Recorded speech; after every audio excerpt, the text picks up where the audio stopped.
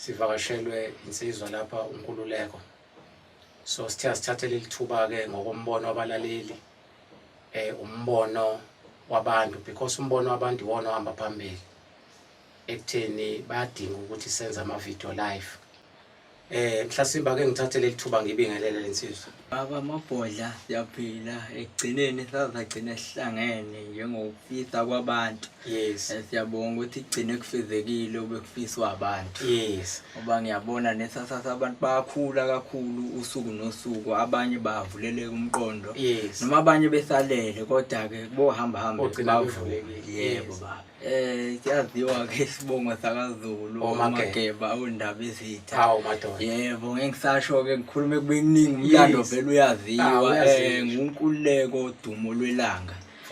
Dumo Lwelanga igama lami la kaMoya engibizwa ngalo kwelikaMoya noma emsebenzini wakaMoya, noma uma ngisuke ngiphumile emzimbeni mangihlangana nemimoya ethile zingibizi ngoNkululeko. Mangihlangana nemimoya ethile iyayithi Dumo Lwelanga, igama engaliphiwa ngale kwelikaMoya. Yes baba. Ingakho isikhathi esiningi makukhona abantu abangenayo bebuza ukuthi cha ayiNkululeko siyamazi ke safunda naye esikoleni, umuntu ungakhula naye but ekugcineni umuntu mase esengene kwezakaMoya kuba negama elisha. Ngifisa ukwazi lapha mfowethu ukuthi ubani uNkululeko, ukhulele kuphi, mhlambe ufunde kuphi nendawo wagcina mhlambe kumapha amabanga. uNkululeko insizwa ekhulele endaweni yaseNanda eMawutana ngaseRenk. Khula kwami ngikhule khona ngasikole sokuqala ngiqala ukufunda ukuthi sePhoenix eBrookdale. Ngasuka khona ngayofunda kaGinga. KaGunga ngipinde iminyaka emibili ngathi ngisuka ngayofunda oTimati kaMaphumula.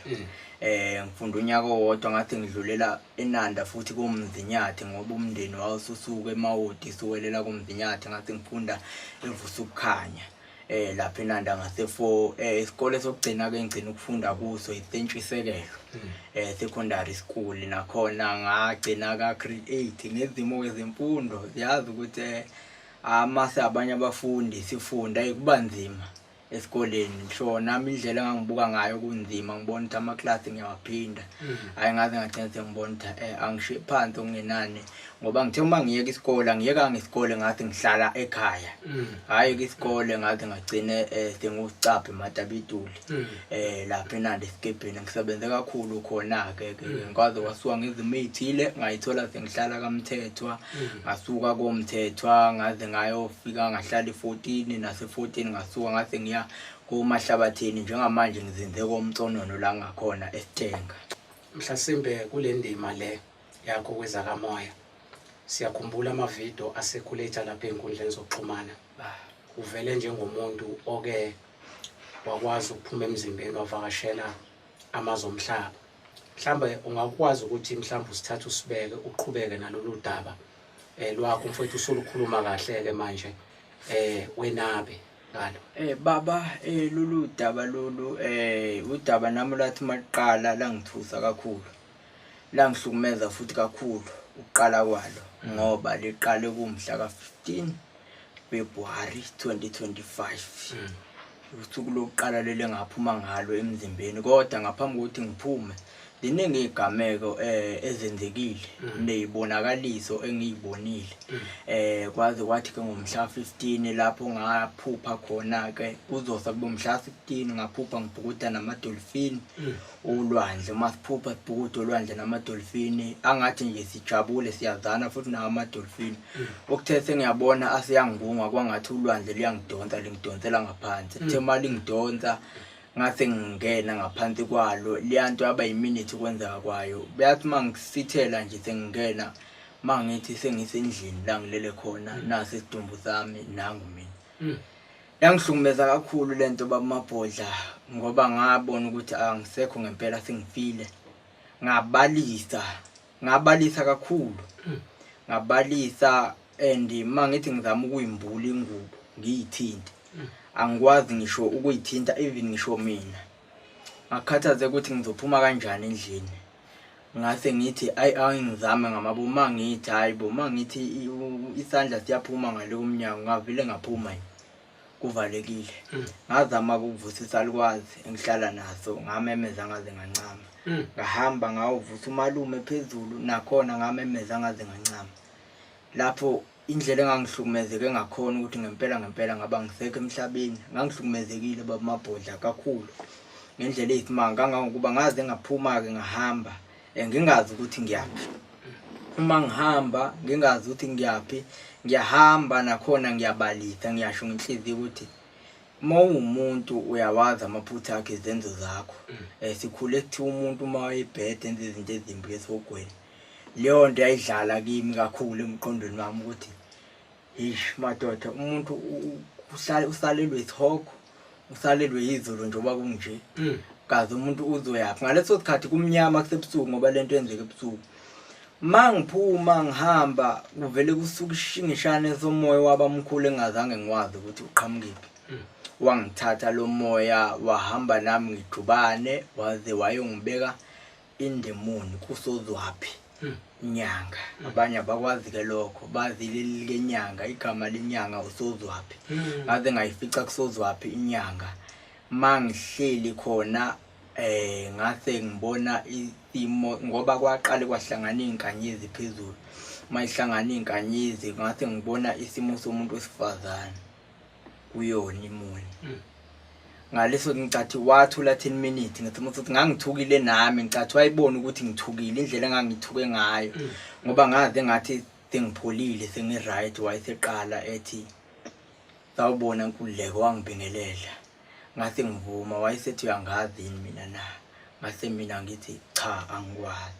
Wayesethi ngiwunozala welanga nenyanga, ngiyindlovukazi nomphethokazi, ngiyizibulo likamdali wezulu nomhlaba owengamele konke. Ogama lakhe lingaziwa, egama lakhe lingena kwaziwa. Ngaphambi kokuthi kube khona konke yimo uqala ngqa. Maningi kamagama azibiza ngawo ngoba kula amanye amashwangu wazange ukuxoxa nginabe kahle, kodwa maningi amagama azibiza ngawo ngoba unomphethokazi, unana buluki, umqaphikazi, umhlophekazi, maningi kakhulu amagama abizwa ngawo. Wayesetho futhi emva kwalokho ngazo lezo ikhathi ngoba ningi ingxoxo esaba nazo ngoba wazi wakhuluma nendaba yokuthi njoba nginezibele ezu4 lezi imbili zabe kwawuye ukuze umuthi mhlama esefuna ukungisebenzisa uyongibona ngazo. Lezi ibele ezu4 namanje ngikhuluma ngezibele ezikhona. Ngoba ke emva kwalokho wayesethi uyafuna yini ukungibona. Ngase ngithi mina ngiyafisa ukubona ngoba ngiyabona ukuthi uyisimo somuntu wesifazane. Emva kwalokho zasihlangana izinkanyezi phezulu kasozwaphi zaba ziningi. Emva kwalokho ngase ngibona yabona baba Mabhodla. Angikusho lokho, ayikho into enhle la emhlabeni edlula lo muntu wesifazane, into makuthiwa yinhle. Ngekumqhathanise nalutho lo muntu wesifazane lukhona la phansi komthunzi welanga ngendlela amuhle ngayo. Amazinyo akhe amhlophe qwa, adlala imbani, ungungwe yinkanyezi zazi u7. Ifu elimbathe njengomakoti ehloniphisa emzini. And amehlakhe ayivutha umlilo engamabhola umlilo. Ethandeka futhi ngoba mayikhuluma kuyandondoza lapha phezulu. Ungazi ukuthi uyithathe lento ngokuthi nasemhlabeni bayakuzwa lo ngidondoza lo. Ngendlela mesuke ekhuluma ngidondoza ngayo ngoba waze wathi ngoba ngiyabona ukuthi sekuzose emhlabeni. Ngicela ukuthi uphindele khona. Wangiphephetha ke emva kwalokho. Ngathi ngibuyele emhlabeni ngesikhulu isivinini. Lapho kwathi ngathi uma ngivuka khona ngavuka ngivuvukele umzimba wonke baba Mabhodla. Endlini kwakunzima nokuthi ngivule ngoba kwaze kwavula bona umalume baqhekeza. Nkululeko kwenze njani, ushawa abantu yini, kwenze njani wavuvukala umzimba kanje. Ngase ngibachazela ke lesehlo esingehlele. Vele uma ukhuluma izinto ugcine ubukeka njengomuntu ogula ngekhanda, bathi yabona ukuthi uzogula ngekhanda. Yes. Ngoba nanokuthi yenzeka lento ziningi izinto esengike zenzeka ngoba ngaye ngabachazela ukuthi ngisuke egula, ngaye ngagibela ibhasi labantu ababa amarabha benamehla amakhulu. Yayibona leyo nto ngafike ngabatshela till nalapho ngabuka njengomuntu ogula ngekhanda. kodwa bathe mase ngivuvukele emzimbeni thi ngichaza ukuthi kwenzakaleni ngibona isimo somuntu osifazane kanje okuyilapho sebeqale khona into yami ukuyithathela phezulu. Injalo baba Mabhodla. Manje lapha Nkululeko mfowethu esikubizele kona kakhulu kahle kule podcast yaka Mabhodla ukuthi sithole ukuthi namanje usaphuma emzimbeni. Mawukuthi usaphuma iziphi izinto eziqhubekayo noyibonayo usalokhu uyi-experience empilweni? Baba Mabhodla namanje ngisaphuma emzimbeni. Iningi information engiyitholile nengiyibonayo engiye ngithi ngifisa ukuthi yazi uNkulunkulu angathi abantu emhlabeni angabazisa lento noma ngabenza lento eyenzeka empilweni yami ngoba ngiye ngithi uma ngikhuluma masekuthiwa hayi uyagula lo ikhanda ngesimo sokuthi izinto engisuke ngiyikhuluma izinto abangakaze bayibone izinto abangakaze mhlambe bezwa ngazo nangaphambilini. Okunye uthola ukuthi bayazi ngazo kodwa batshelwe ngendlela eyinkohliso ngazo. Oke sikhulume ngendaba nje qale singene la endabeni yendlovukazi nomphethokazi. Yes. Indlovukazi nomphethokazi baba lesasidalwa izibulo likaMdalwezi nomhlaba elalivela emandulo. Lalivela emandulo lithwele izinkuni ekhanda. Libelethe umntwana. Lo mntwana ogama lakhe uMveli kuqala. Umveli kuqala. Yebo masikhuluma ngoMveli kuqala abantu bacabanga indoda ehlele ehlalweni enentshebe emhlophe liyayiboya egqoka ingubo ezinde bake bacabanga kanjalo kodwa makhulunywa ngoMveli kuqala kuyokhulunywa ngelanga uqobo. The sun. Ingakho amaMuslim uyayuzwe ethi indodana kaMdali ilanga ngoba yazi ukuthi uMveli kuqala ilanga. Uyayibona lonto baba. So indlovukazi nomphethokazi beyivela emandulo ithwele izinkuni ibelethe umntwana. Ihamba nenja kwesinye isikhathi into eyayenzeka emhlabeni abantu ababephila ngaleso sikhathi babephuma behamba beyotheza yayivela makumandulo babephuma behamba beyotheza abantu betheza izinkuni izinja zayishaya umkhulungwane umhlaba wonke. Ngalezo sikhathi kwakuphuma even ngisho izilwane ezihlala emanzini engabonakali makade indlovukazi ivelile ngoba kwakwaziwa ukuthi kwisikhathi sayo umandulo lo esiwazi ukuthi uSeptember. Yayivele le ndlovukazi yayihlala ivele kwesinye isikhathi yayingaveli ibelethe umntwana. Ngicathi baba Mabhodla yayibona igubhu lezi eziphathwa zenyanga. Yes. Lezi zithi ithwalisa ngaba abantu kodwa lezi izinkulu angithi yakhumbula ukuthi iqala kwakhiwa ngazo amanzi. Lezi izinkulu kwesinye isikhathi le ndlovukazi yayinokuvela iphethe le igula ilibelethe ilibeke ekhanda. Ingane engayibelethile ehamba nayo imlandela. Zonke lezi zinto abamhlophe bafike bayithola la.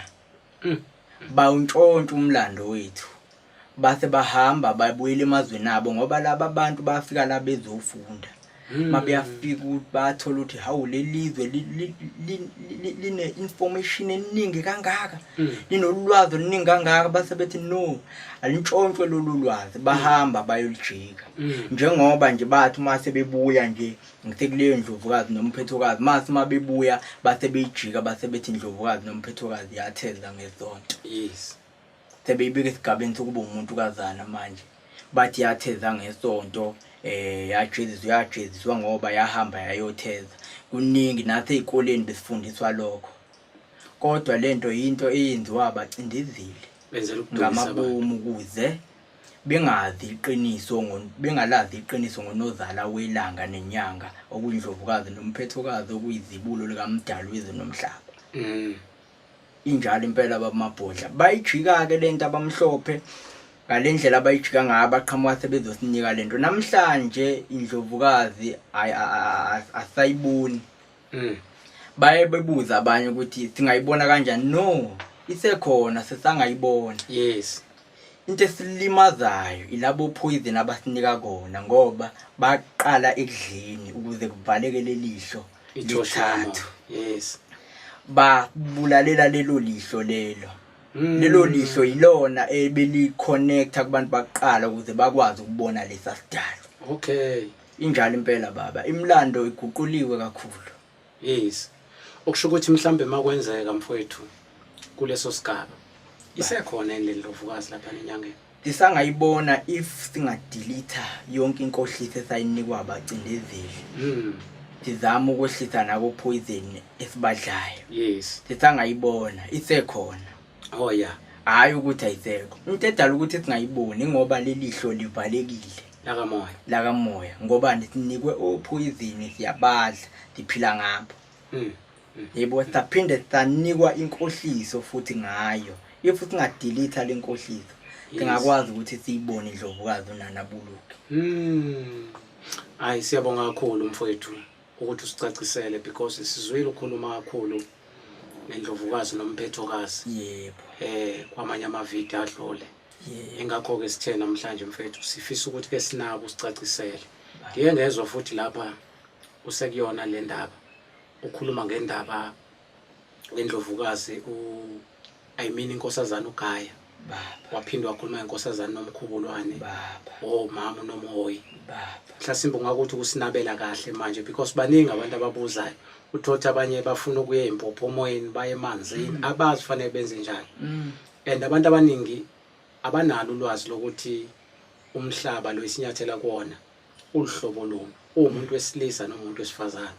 Abaningi bafunde lapha kuweke bathola ukuthi umhlaba umuntu wesifazane kunjalo. So mhlawumbe ungakuthi usinabela kusukela lapha na kwinkosazana noMkhubulwane wehla njalo uza kwindlovukazi uGaya, indlovukazi yomhlaba kuze kuzofika kumama noMhoyi, indlovukazi yamanzi.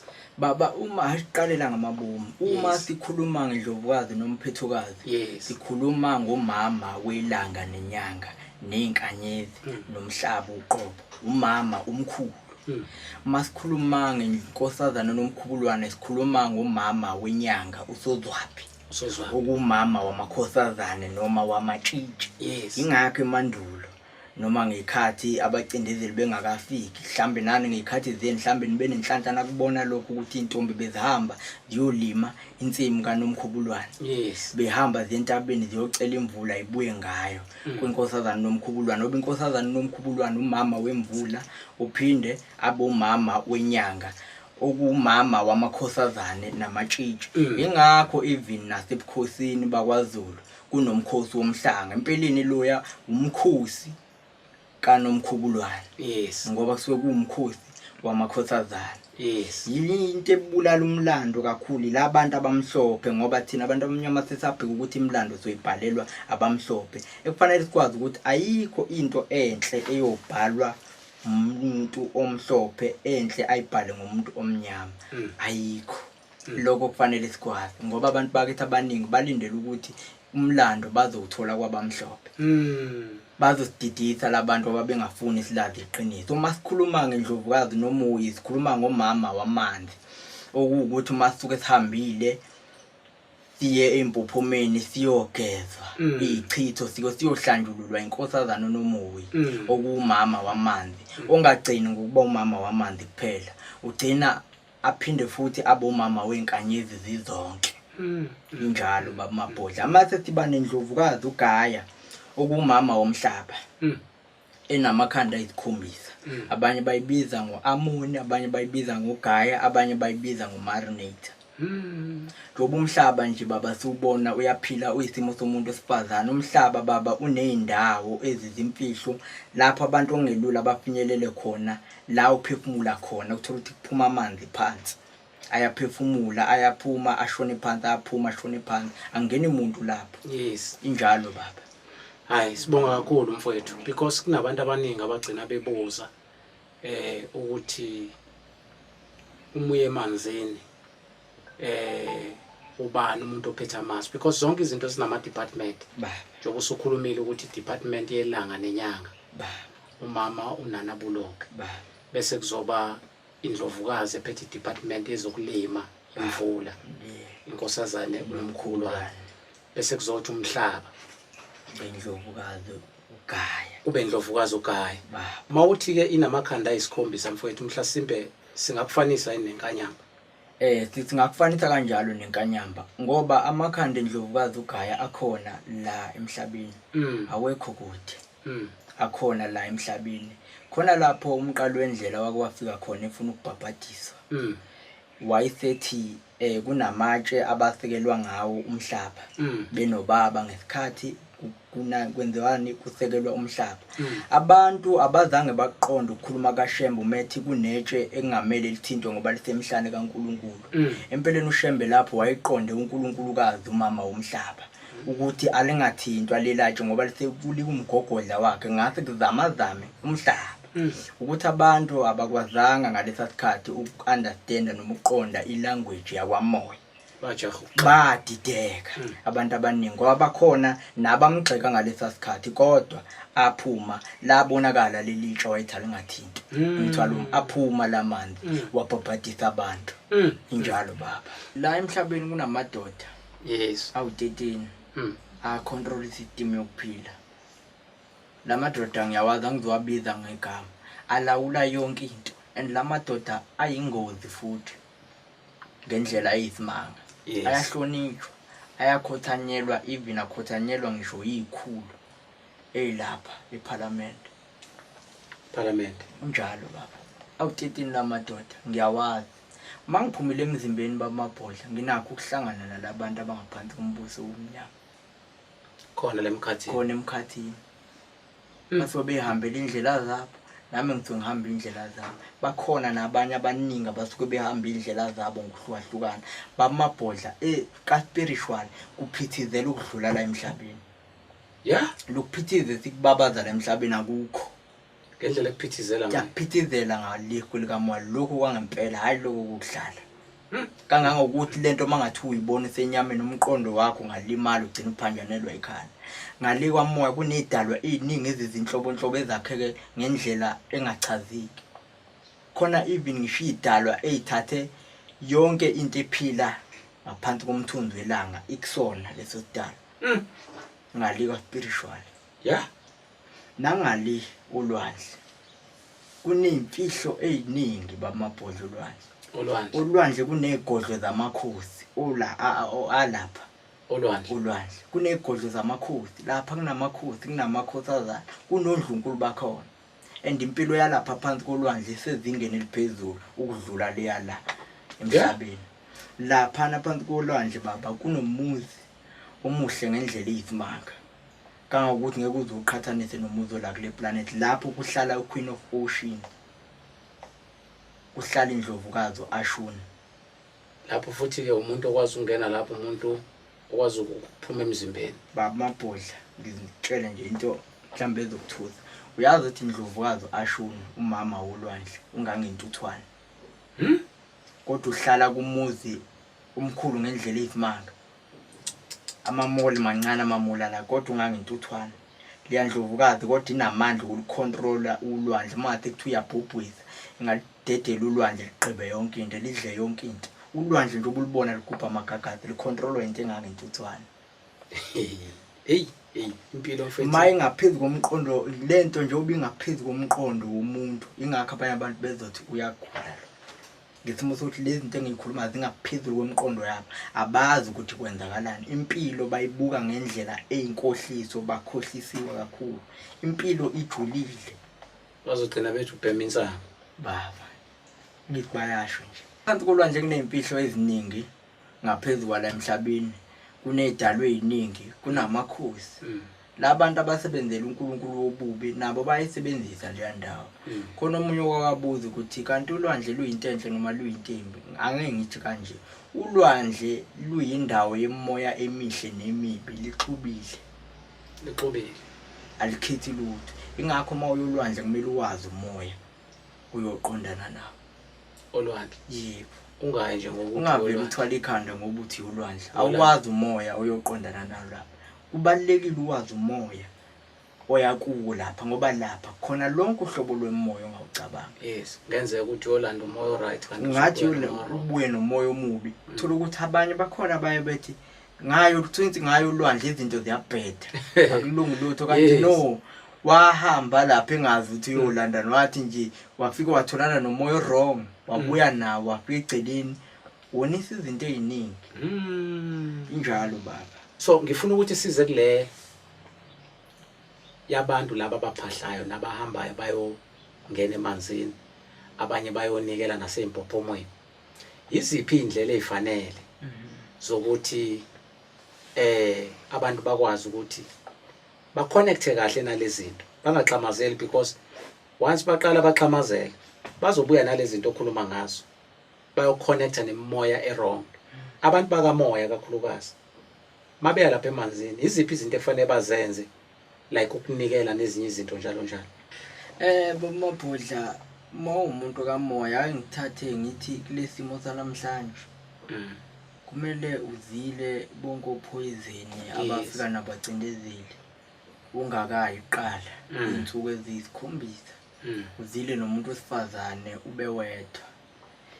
Moyindoda angathi ungakuyibhekele wena ngamabomu uthole ukudla okuhlambulukile. Mina ngiyaye ngithi kakhulu abantu abojwayela ukuthenga ezitolo zamaSulumane lezi ezibhalwa halal. Ukudla kwalapha nakuhlambulukile kakhulu. Laba bantu bayayibhekisisa izinto ngoba kwanami ngithenga khona ngoba ngiyazazi izinto zakhona ezihlambulukile. Ikudla okuningi manje okugcwele ezitolo akuhlambulukile. Injani impela baba, laba bantu baya understanda kakhulu indaba ye-spirituality amaSulumane, ingakho wabone nezinto zabo abangayibangi namuntu. So bamabhodla endabeni yokunikela, uma siya olwandle awunikeli ngemali emhlophe. Abantu abaningi banikela ngemali olwandle. Ulwandle baba kunikelwa ngamafruit. Uma ngikhuluma ngamafruit ngikhuluma ngeyithelo, opineapple, obanana, ama-aphula, ukudla kwaphansi emhlabathini. Awukwazi ukuthenga imvelo ngemali. Yes. Ukunikela ngalezo ilontunja. Uma usukunikela ngalezo obviously kuyaziwa ukuthi usukuqonde kwindlovukazi ashoni. Oyebo. Noma umama uyimaya okuyena oconnectisa ulwandle nezinkanyezi nemoya. Dimbili idalwe icontrol ulwandle. Indlovukazi ashoni kube indlovukazi uyimaya. Idalwa lezi zikaMdali. Yes. Njengoba nje wake washo nakwezinye episode ukuthi njengoba siphila nje into nento nedalwa sakhona esabe kumdala ukuthi wena gadala, wena uhamba ufike la, wena uhamba ufike la. Kunjalo Impela baba masizonikela emifuleni sinikela ngamatshe asentabeni. Sihamba siyolanda amatshe entabeni sihambe siyonikela ngawo. Awunikeli futhi ngemali emhlophe. Nakhona futhi uyazila futhi. Njengoba bengisho nje ukuthi kuyazilwa uma ozoya lapha. Unikela ngamatshe asentabeni emfuleni. Awukwazi ukunikela unikele ngemali emhlophe. Ngoba even kwayona imali emhlophe vele iyigolide eqhamuka emhlabathini, and abamhlophe sebeyijikile bayenza bayifaka ama-symbol enkolo yabo yobuphi. Uyibona lo mnyama? Yebo. Injalo impela unikela ngamatshe emifuleni. Even ngisho okhokho omkhulu bethu bebenza njalo. Okhokho omkhulu bethu olwandle benikela nangamadumbe nangobhatata. Bebefike bebabeka ababaphosi. Bebefike bebabeke kahle nje kube yilada, wena wabona izangoma zenza ilada zibeke kube kuhle. Lento ifika ithathwa amagagasi awuyiphosi. Awuyiphosi? Hayi awuyiphosi, uyayibeka izothathwa amagagasi enkathi ephuma ngesikhathi ephuma ekhafula lokhu idonsa kancane kancane. Injalo impela baba. Emfuleni nasezibeni sinikela ngamatshe sihamba siyowalanda kuphi entabeni kuNdlovukazi uGaye. Yebo, siwalanda kwindlovukazi uGaye siyonikela kumama uNomoya, umama wamanzi nezipho, inkosazana uNomoya. Sibenzisa amatshe. Injalo impela baba mabhodla. Ngoba even ngisho kwindlovukazi uGaye kuye kusetshenziswe kakhulu imali. Ngoba khumbula ke imali emhlophe yigolide liphethwe uwili qhamuka emathunjini akhe. Abamhlophe banomkhubo wokuthatha abantu babafaka bethi abayomba igolide imvume bengayicelile. Mase begunywa indlovukazi uGaye. Meke umuntu waphuma ebhalwe 10 million emhlanje. Abamhlophe benza sure ukuthi kumele shone ilanga usuhlangene lo 10 million wamacoin behambe beyonikela becela umusa kwindlovukazi. Ngikhuluma ngabamhlophe laba bathi kithi lezi zinto zamadimoni. Kodwa bona bayazenza. Manje indlovukazi uGaye ayixwaye nje obisifaka ama symbol imali. njengoba phela isifa kwama-symbol vele kahle vele phela isuke kahle kahle uma beyithatha lema isuke isiflat le mali. Yabona nje kwezinye indawo kakhulukazi mungaka uMpumalanga nakuGoli kunendawo la kunemali eflat engabhaliwe. Biyahamba benza sure ukuthi bayithatha bahambe bemshini bayenze beflat imali inikelwe ngayo lapha.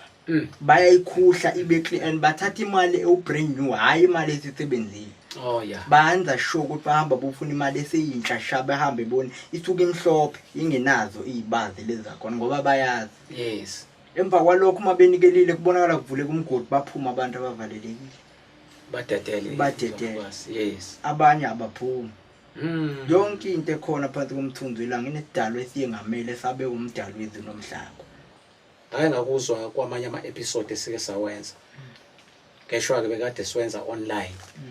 Namhlanje njengoba si live ukhuluma ngendaba yeNdlovukazi noMphethokazi ngokwezigaba zabo. Yeah. Kusuka phezulu kuyena kwi-department yenyanga nelanga kwehla kuza kwiNdlovukazi noMkhubuyane kwehla njalo kuze kuzofika kumama uGaye kufika komama uNomoya wakwathinta nendaba yogedla nezanusa ngakusibeka esithombeni mfethu kuyiphinde usicacisela ukuthi ime kanjani lento ezigaba zokuphila lapho sibala umama welanga nenyanga noMphethokazi. Yes. Mase siphinde sibale uNomkhubulwane. Yes. Nomkhubulwane noMphethokazi. KaNoMphethokazi. Yebo. Siphinde sibe noMveliqala. Yes. Mveliqala noMkhubulwane. Kanjalo. Yes. Kanjalo mase sibe noSomandla, sibe noSodumo, sibe noSozwaphi, sibe noMlenze Munye. Angeke ngibabale bonke ngoba baningi. Empeleni mase ngikhuluma iqiniso idalwa zikaMdali ezimbethe amandla zu2 billion. Yes. Ezinye ayizange ivele, ezinye ayizange ithanda ukuthi ivele. Yes. Zayifihla. Yes. Ingakho kunabanye amabembulelwa. Yes. Tholakala ukuthi lesi sidalwa badideka abantu abasazi. Ngisho ukuthi kunedalwa engazange ivele. Mase siba noSozwaphi noSodumo njoba kade ngibabala mase siba namathonga amakhulu. Indlovukazi uGaya iyesinye seyidalwe inkulu iphinde futhi uyithole iphinde ibe yithonga elikhulu futhi Indlovukazi uGaya umama womhlaba. Yes. Kube inayo inkanyamba. Inkanyamba nayo iyithonga. Kube umkhululu womkhulu. Amathonga njalo wonke lawo. Siphinde sibe nezanusi nogedla nomthandazi nezangoma. Ukuhlukana ama-rigs. Yibazi igaba ngezigaba. And ibhlungu ke lento engiyibuka namhlanje ngoba izangoma namhlanje ziyagxekwa. Ziyintembi. Ziyabantu enamadimoni. Kodwa lento yobungoma ibulawa yithi. Thina abantu. Namhlanje ubungoma sebuyi fiction. Thina sazi besitshelwa ngoba ngiyingana ngeke ngisho ukuthi besitshelwa ogogo abadala besitshelwa ukuthi isangoma sangempela nje kahle kahle sihlala esigodlweni. Asiuhamba umncwabo. Asiuhamba umshado. Asihamba umcimbi. Isangoma sonke ihlala lapha silinda abantu. Isangoma siya-advertise. Iphume sihambe siyoyi-advertise ukuthi ngenze 1 no 2 no 3. Kepha abantu bayifikela kuzo ngoba bayambulelwa ukuthi nanga umuntu ozokusiza. Leza namhlanje eziyi-advertisayo, leza namhlanje ezifaka ama-title, leza namhlanje siphuza nazo ema-tavern. Ubungoma bubulewe. Bamabhodla lento yobungoma hayi ngoba ingekho ikhona lento iyaphila kuphela yithi sesiyiphendule ibhola mfowethu ngoba namhlanje noma umuntu exakekile vele kuthiwa fanele ube izangoma.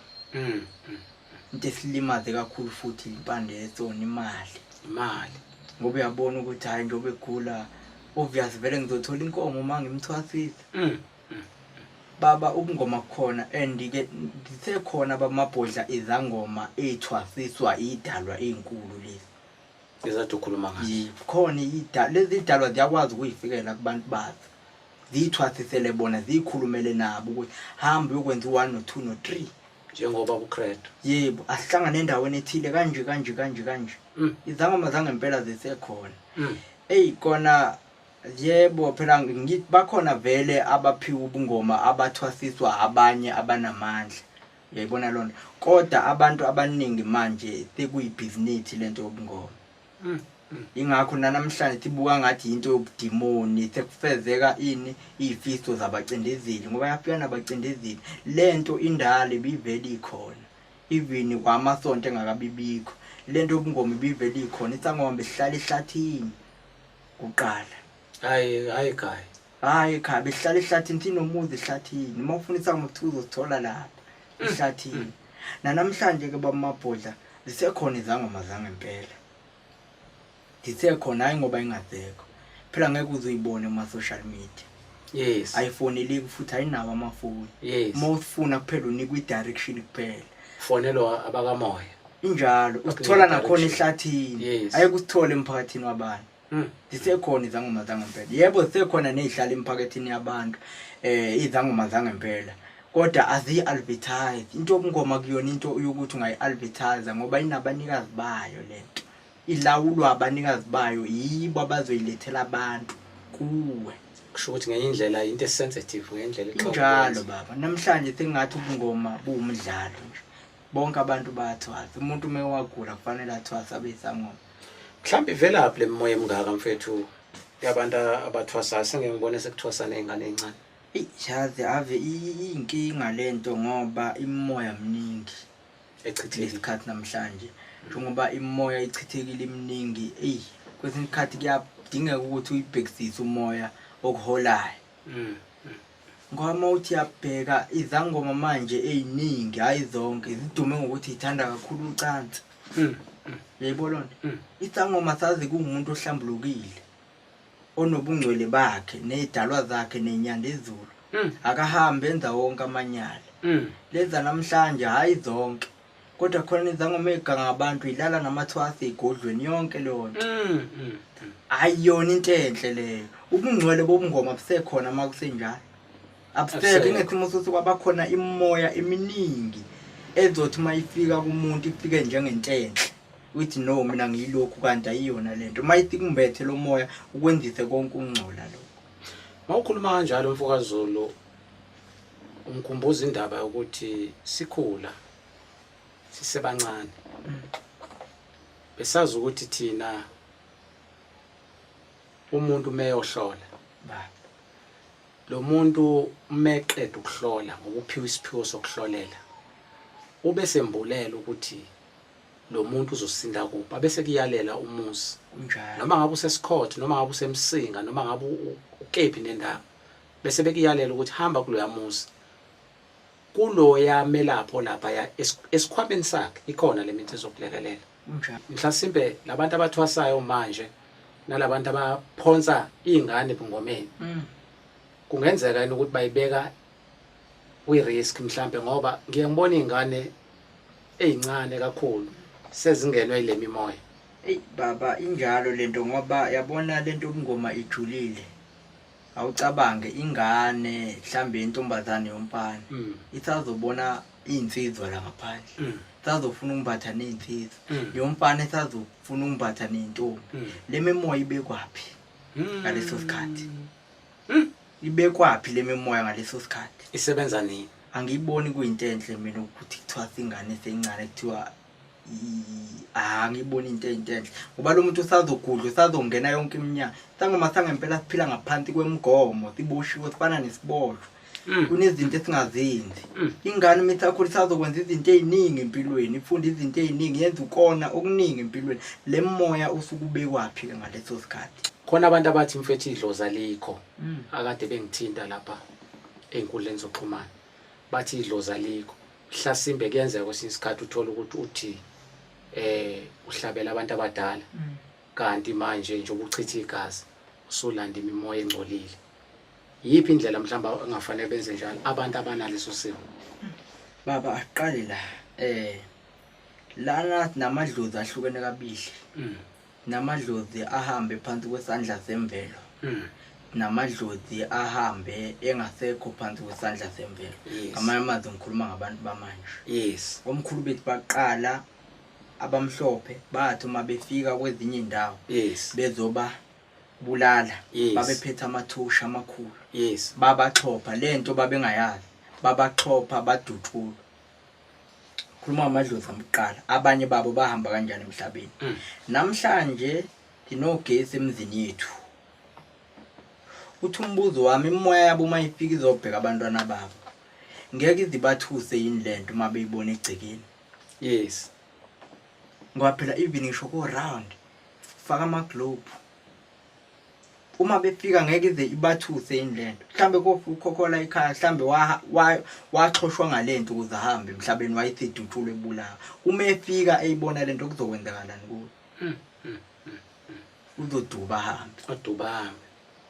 Lawa manje angikhuluma indaba yawo ngoba ahamba vele awekho kwimvelo. Imvelo iyona enamandla ukuthi iphinde kubuyise futhi ukwazi ukuxhumana nabantu abaphilayo. Bamabhodla laba bamanje bahamba abekho kwimvelo. Sihamba no poison esibadlayo ihlo lesithathu livalekile. Siyahlinzwa. Asikwazi ukulisebenzisa. Mawusungale uzobuya kanjani? Ngoba phela imvelo enamandla ukuthi iphinde ikwazi ukumbuyisa ngoba thina singabemvela ngithi xhumana nezihlahla nayo yonke into. Sanika ukudla ukuphuma phansi. Wena uhamba ungasakudli nje vele. Mhlawumbe ungasakwazi nje wakwazi. Uphila ngokudla okuphambili omabheka nani. Ukudla okufakwe ubonke ushevu lo. Uhambe emhlabeni. Uzohamba singakuphuphi. Silokho sithi ubaba mabhodla kade ahamba akabuyi. No akubuyeki imvelo iblockekile ngalena ngoba wayiblock esela emhlabeni. Hey, Ngamanye amazwi imvelo inamandla. Abantu abaningi mabekhuluma indaba yedlozi abayikhuluma indaba yemvelo ngiye ngibuke. Kepha ngoba ngibulelwa kamoya ngabona ukuthi into edala ukuthi namhlanje idlozi uba ngathi alisekho tishawa imvelo kakhulu. siphumile kuyona. Iphumile kuyona. Indlela abantu abadala ifanele ibe neglobe. Fanele khanyiswa amakhandlela kuyo ingabi nje nalo sidala. Kufanele futhi iqhele endlini ezinamaglobe. Ngoba ni kuzohamba kufika okhokho bala ekhaya baqala abangayazi lento. Fama bethi mabeyifika lento ikhanyela lekude bangena endlini yabo. Namhlanje ungathi idlozi alisekho kanti imbangela yithi. Sibonga kakhulu mfokaZulu, sibonga mfethu ukuhlonipha kwakho ukuthi usivakashele kwi-podcast yakaMabhodla. Sicabanga ukuthi nabantu bazobhema bakholwe because ukukubiza kwethu ukuzokukhulula ukuthi ukhulume lezi zinto eziningi ofisa ukuyikhuluma uyiphakele isizwe. Singabashiyeka abantu abasilandelayo nebekade becela ukuthi bayacela ukuthi siqophe manje ibe live i-video because kade interviewana online isikhathi eside besikade sikhuluma online. So ngamanye amazwi mfethu sesisiya kwelijikayo. Angifuni ukuyishiya ngaphandle indaba kaMqali wendlela ngangezwe uyithinta bese ngifisa futhi uphinde uyithinte live sesivala nje.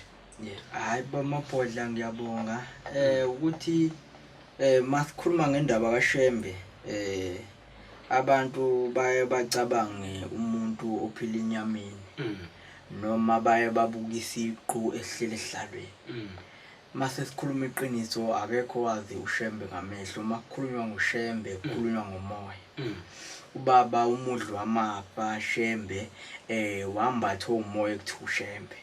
Igama lakhe kahle kahle umprofeti uIzashem uShembe kahle kahle igama.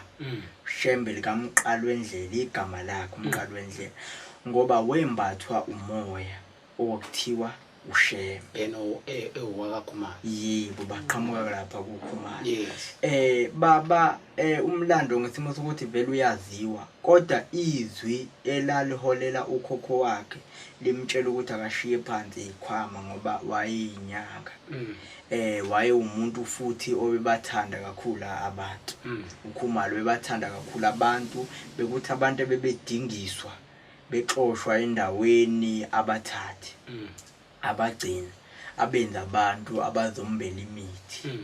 Ukhokho kaShembe uMqali wendlela bebathatha ke abantu abembela imithi ebagcina kwakhe yintandane behlala nezintandane kwakhe nabantu abadingiswayo bengaxwayi umuntu ebathanda kakhulu abantu kwaze kwathiwa emsebenzini wakhe kwanontanda bathakala ngoba bonke abantu abadingiswayo abathakathayo batholakala kwakhe badingiswa abantu uyabathatha yena uthi abangabulawa akeze ahlale nabo.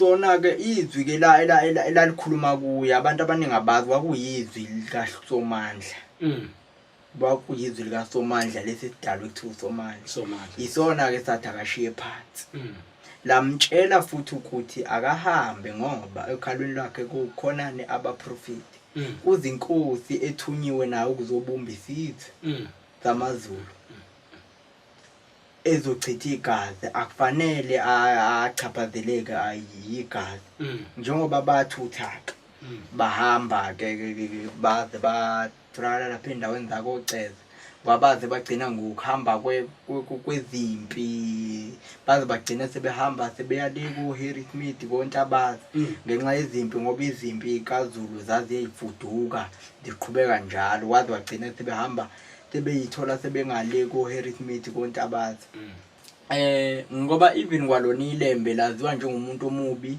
onenhliziyo embi kodwa lelanga sewungena sigxile endabeni yelembe ukuthi kwakuyini inhloso yokuba khona kwelembe kuleliswe yes wayezohlanganisa abantu abasebehlukene isizwe sathi wayesezohlanganisa sesibumba nje wayesesifaka ngaphansi kubukhosi bakhe abamhlophe basibhalela umlando ngelona iqiniso ngelembe kodwa ilanga sonaba uShembe-ke ukhulileke ekukhuleni kwakhe eyingane ngoba uShembe lento yokuthandaza ukukhuleka bekuyinto endala kuye kodwa abanye bathi into eqale kodwa ebuncaneni bakhe kunezwi elalikhuluma kuye limfundisa ukuthandaza le emncaneni mawusemncane uyingane awunaki kwaze kwahamba laphinde labuya ke izwi ke laze lagcina selimtshela ukuthi uzohlangana enhlangakazi ezansi eKZN akakwazi kwanhlangakazi lapho ukuthi kuphi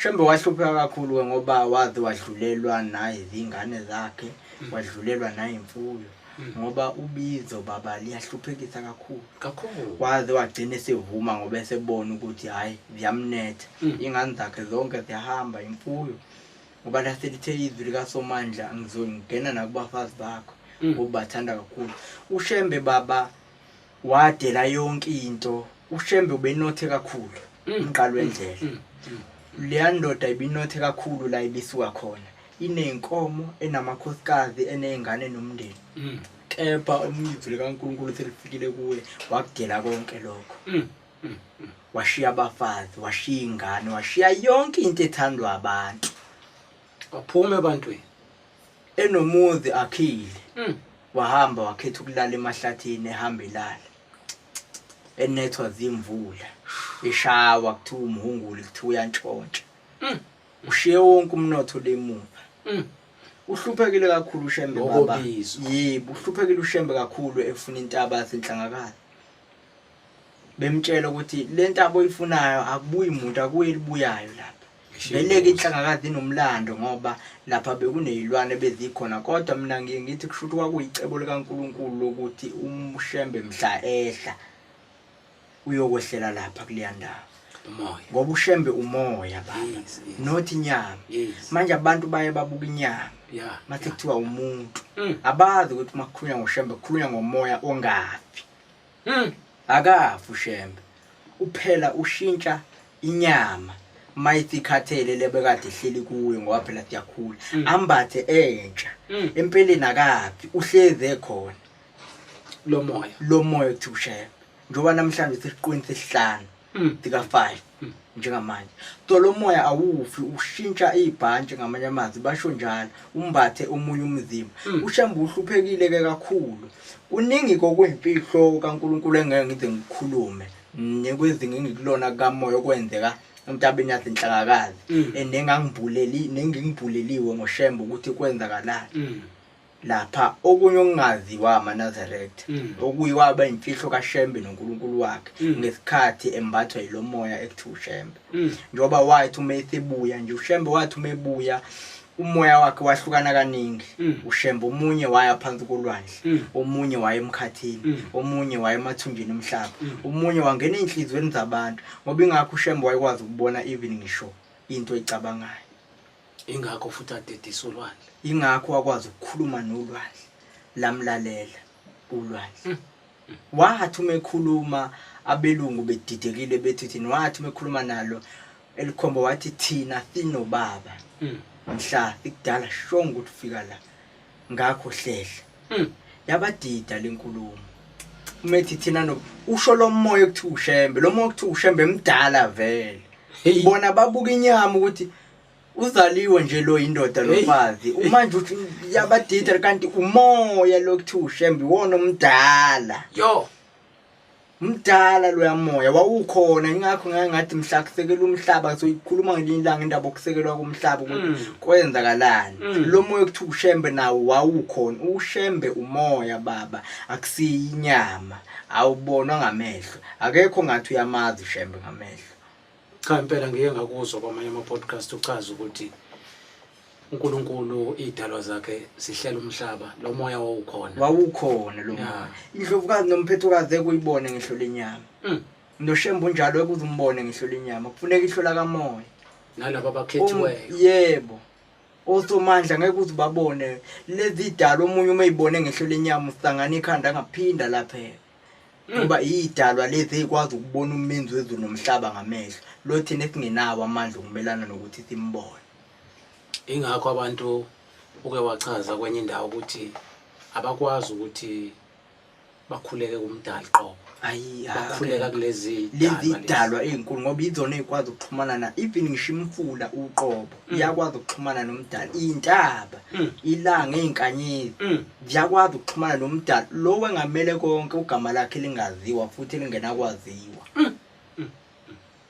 akekho emhlabeni umuntu ongathi uyaxoxa nomdali lo muntu unamanga umethe uxoxa nomdali izintuthwana zizimbutho ngazizinto zalutho ukuthi thina singaqhumana nomdali emkhulu kangaka uyayibona lezi yambombe liqala mngakanani ilanga yalibona ilanga lingakanani yo ngathi babamabhodla kwa wena ungeyilutho kulilanga umngakanani ke kumdali lo wa create talent yes ungajomba lona njengamanje kunombuzo engifisa suphendulo womlalelo yedwa noma umlandeli owakwabuza ukuthi angombuzela lapha ukuthi umhlaba uyibhola yini noma uflat bese kuba khona le ndawo ekuthiwa i-ice wall la kuthi umhlaba ugcina khona akudluli lutho kwenzakalani ngale ice wall njengoba belungu beyiqaphe kangaka baba ngale njengoba nje lama planet yes ekhona emaningi nje yes yebo baba abanye bathi umhlaba uyiplate uyibhola umhlaba yes ngoba baba even ngisho ungathatha intuthwane uyibeke entweni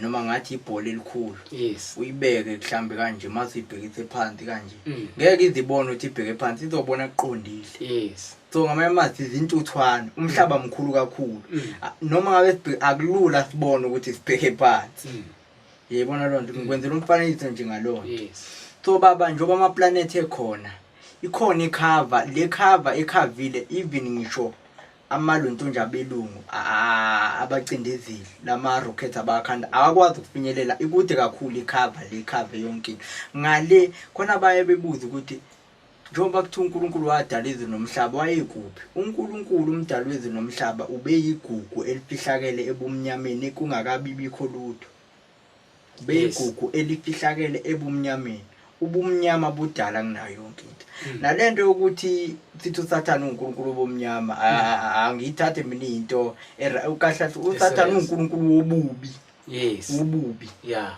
yayibononto uNkulunkulu wobubi sesithi uNkulunkulu obumnyama ngoba izinto zenza la kumnyama khona ngoba engafuni kodwa ubumnyama babuyibona obufihle umdali wezulu namanye amazi umdali wezulu nomhlaba uyigugu lobumnyama wayifihlakele ngoba ukukhanya kuzalwa ubumnyama yes mawuthandaza ucela impumelelo uvala amehlo kubanjani baba bamnyama ngithi ingane noma icreateke esithweni kusuke kumnyama ingane ayicreateke ilanga lilapha icreateka kumnyama yonke into yenzeka kumnyameni ngale kukhona umenzi wakho konke abamhlophe bazama yonke indlela yokuthi akuphume nanokuthi nje kukude abakwazi ukufinyelela khona ngale kwaliyanto ngoba ngale kukhona umenzi wezulu nomhlaba ile ndawo ekuthiwa ikweliphakade akufiki umuntu futhi akekho oyofika khona lapho kuhlala khona idalwa kuhlala umdali wezulu nomhlaba nezidalwa zakhe onomkhubulwane yes nosomandla